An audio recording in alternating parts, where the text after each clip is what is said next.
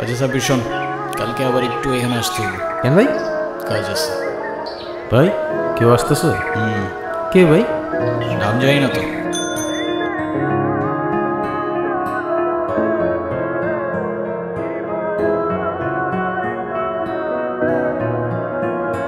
এই শোনো, নাম কি?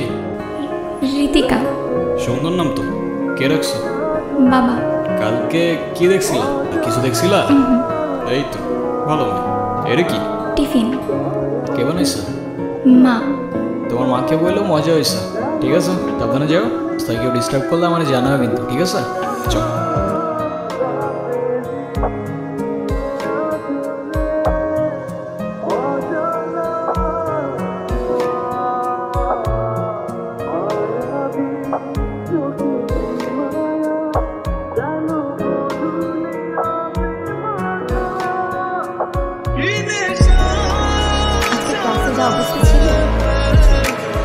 ঋতিকা, এদিকে আসো।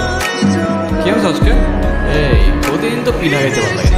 শোনো, তোমার মাকে বলবা আলু পরোটা বানাইতে, ঠিক আছে?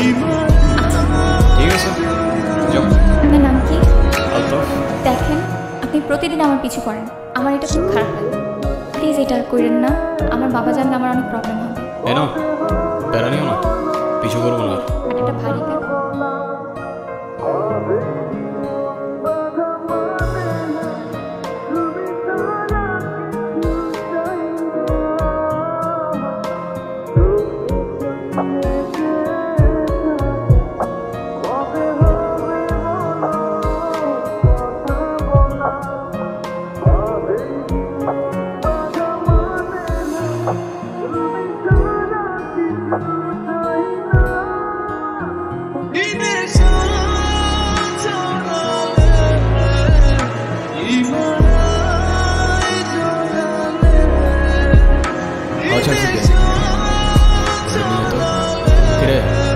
তুই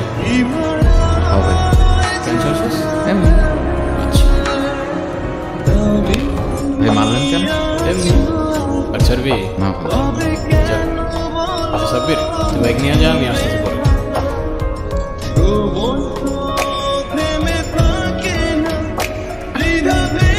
মানুষটা কিন্তু খারাপ না। আচ্ছা, এটা কেন মনে হলো তোমার? জানি না, কিন্তু আপনি সব কেন করেন? এই যে আপনি রাস্তাঘাটে মারামারি করেন, আপনার বাবা মা বকেন না? বকার মতো কেউ নাই তো। কেন? আপনি বাবা মা বকেন? যাই না, কখনো দেখিও না। আচ্ছা, এই কয়েকদিন মিস করছো আমাকে? যদি বলি হ্যাঁ, তাহলে বলবো আমি আগেই জানতাম। যদি বলি না, তাহলে বলবো তুমি মিথ্যা করতেছো। ওই তো সামনে আমার বাসা। সাথে গেলে সমস্যা? আমার আব্বু দেখলে খবর আছে। সাবধানে যাও।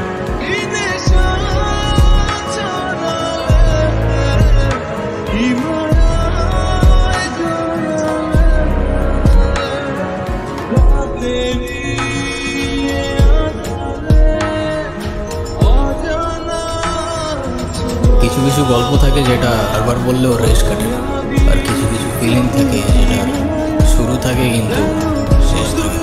ওরা আমার কানেকশনটাও ঠিক এরকম, ফিল করা যায় কিন্তু ফিলিং বলা যায় না।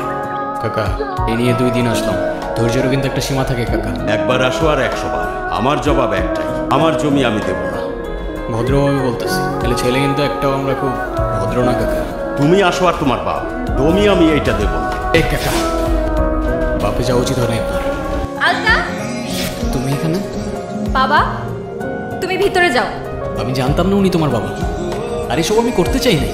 আমি আশা করবো আজকের পর থেকে আপনি না আমার পিছু করবেন, না কোনো যোগাযোগ রাখবেন, আর না আমার সামনে আসবেন। আমাকে মাফ করুন, আমি মানুষ চিনতে ভুল করে ফেলেছি, আমার আগে বোঝা উচিত ছিল। আপনাকে হাতে বুঝিয়ে দিতেছি, কন্যাদানটা আজকে হইলেই ভালো হয়, বাকিটা আপনারা যা ভালো মনে করেন। তোর মেয়ে তো আমাদেরও মেয়ে। ঋতিকা কি হইতেছে বলো? বুঝলাম না আমি, কি করতেছো তুমি? বের হয় কেন? আমি ঋতিকার সাথে কথা বলতেছি। ঋতিকা, তুমি শুধু একবার বলো এসব তোমার অনিচ্ছা হইতেছে, আমি সব ঠিক করবো। এটা করো না ঋতিকা, না তুমি ভালো থাকবা না আমি। আরে আজব কিছু বলতেছো না কেন? তুই যেই হোস না কেন, তোর অনেক ক্ষমতা থাকতে পারে। ঋতিকা, ভিতরে যা, তোরে যেন আমার সামনে আর না দেখি। যা, বেরো। না বাবা, তুমি যা বলছো আমি তাই শুনবো বাবা, প্লিজ আমার। এ ছেলে তোর বাবার গায়ে হাত তুলেছে, তার জন্য তোর মায়া হয়?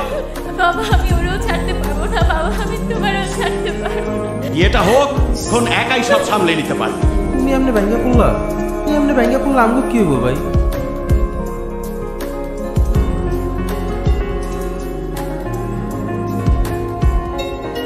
আর সব কিছু মিথ্যা হইতে পারে, কিন্তু মায়া মিথ্যা হয় না। আর এই মায়াগুলো মিথ্যা ছিল না ঋতিকা। আমি খুব ভালো করেই জানতাম তুমি আসবা। আমি এসব কথা বলতে আসি নাই, আসবার মতো তোমাকে একবার দেখার ইচ্ছা হয়েছে, তাই আমি আসছি। আমাকে একটা কথা দিবা? আরে বলো না তুমি কি করতে হবে। তো কারণ মায়ের জন্য নিজেই ক্ষতি করে ফেললাম। আমি তোমাকেও ছাড়তে পারবো না, বাবাকেও ছাড়তে পারবো না। আমাকে না হয় তোমরাই ছেড়ে দাও।